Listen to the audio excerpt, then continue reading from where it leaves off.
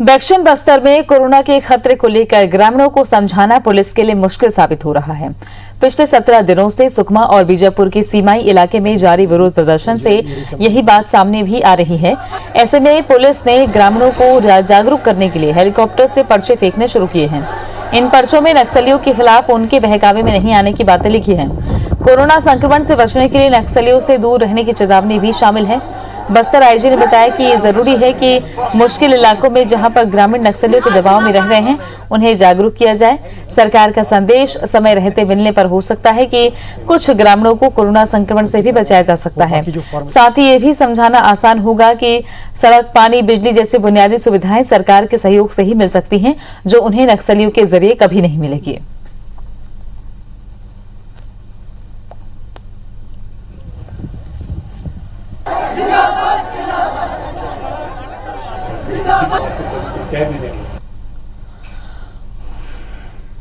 लोग इस कोरोना बीमारी से अचानक मृत्यु होने की भी जानकारी मिल रहा है। इस सभी तमाम जानकारी का हम तस्दीक कर रहे हैं और इससे आम जनता को जागरूक कराने के लिए हम लोग जैसे लगातार हमारे पास जितना भी साधन संसाधन है उसके माध्यम से अनाउंसमेंट कर रहे हैं, जो पब्लिक अनाउंसमेंट सिस्टम के माध्यम से और पैम्पलेट्स पर्चा के माध्यम से और जो समाज के प्रमुख के माध्यम से और ग्रामीण क्षेत्र में भी जितना भी हमारा जो नेटवर्क है उसके माध्यम से अनाउंसमेंट करवा रहा है। जहाँ जहाँ संभव है फिर जो ऊपर से भी मतलब उसका पैम्पलेट पर्चा वगैरह का ड्रॉप करके जो ग्रामीण को इसका जानकारी देने के लिए कोशिश कर रहा है। तो बस्तर आईजी सुंदरराज पी का कहना है कि ग्रामीणों को कोरोना से बचाने की पूरी कोशिश की जा रही है। पर्चे फेंके जा रहे हैं ताकि लोगों को समझाया जा सके, लेकिन सिलगेर में जो तनाव बरकरार है, हजारों की संख्या में एक साथ प्रदर्शन पर बैठे हैं ग्रामीण, जिससे कोरोना का खतरा बढ़ जाता है। चूंकि बस्तर से भी कई मामले कोरोना के सामने आ चुके हैं, मौतों का आंकड़ा भी देखा गया है वहां से। ऐसे में कैंप के विरोध के बाद जो भीड़ इकट्ठा हो रही है वो चुनौती बन सकती है। इसका रास्ता पुलिस ने अख्तियार किया है, पुलिस ने नया तरीका अपनाया है। नरेश मिश्रा हमारे सहयोगी जुड़ गए हैं ज्यादा जानकारी के साथ में। नरेश, बस्तर में कोरोना चुनौती बना हुआ था और चूंकि देखा गया कि अभी अभी थोड़ी राहत दी गई है, लेकिन जो बॉर्डर वाले इलाके हैं, खासतौर पर सिलगेर की अगर बात कर लें तो वहां पर जो विरोध हो रहा है वो एक चुनौती है। क्या हेलीकॉप्टर के माध्यम से पर्चे डालने के बाद एक भरोसा कायम करने की कोशिश भी की जा रही है उस मुद्दे को लेकर?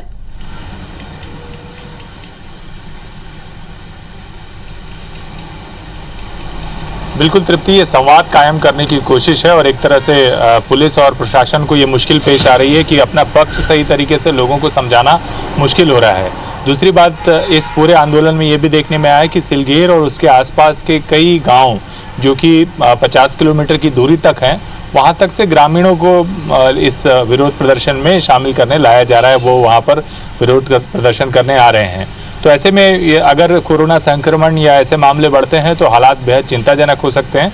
इसी को ध्यान में रखते हुए ये स्ट्रैटेजी पुलिस ने अपनाई है, जिसमें नक्सलियों के अलावा कोरोना संक्रमण से भी बचाव को लेकर के लोगों को सतर्क रहने के निर्देश या जानकारियाँ उन पर्चों में शामिल की गई। और इसमें जो राज्य सरकार के हेलीकॉप्टर हैं, पुलिस का जो हेलीकॉप्टर है, इसी का ही इस्तेमाल किया जा रहा है।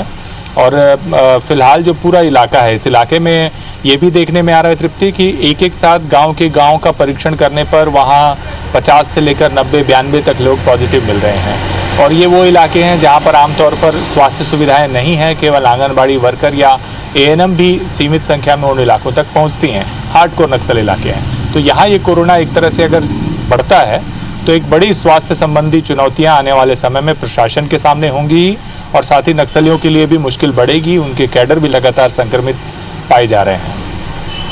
गांव वालों में क्या इसको लेकर है, कोरोना को लेकर? वहां पे आदिवासी इसको लेकर क्या कहते हैं? क्योंकि नक्सली खेमे से भी देखा जाए तो भी महामारी वहां फैली है, इसकी भी पुष्टि हुई। दूसरी तरफ गांवों से भी जो केसेस निकलकर सामने आ रहे हैं जंगल के भीतर से, वो भी चुनौती बढ़ाने वाले हैं। कोई भ्रांति तो नहीं है इसको लेकर?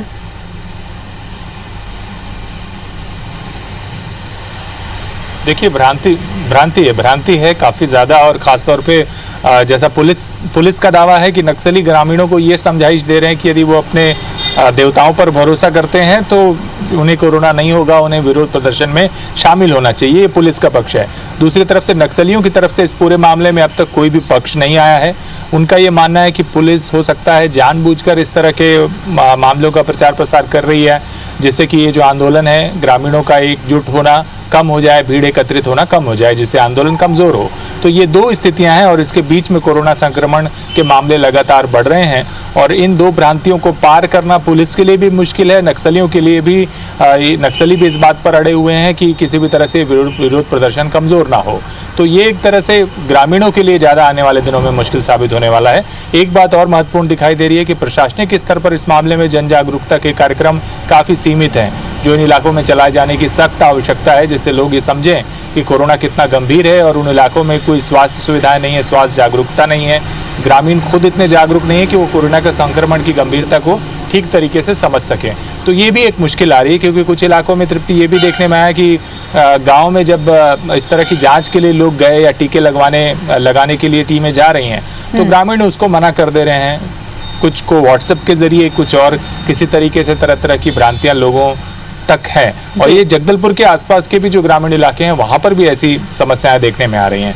तो इस मसले को ऐसा लगता है कि प्रशासन को भी पुलिस के अलावा गंभीरता से देखना चाहिए कि लोग जागरूक हों। और मुश्किल तो ये भी है कि अगर ये आंदोलन चल रहा है, जागरूकता कैंप को हटाने के लिए है, आंदोलन अपने हक के लिए है, लेकिन महामारी के लिए नहीं है, हाईवे जाम कर दिया जाता है, तो ऐसे इलाकों में पहुंचे कैसे?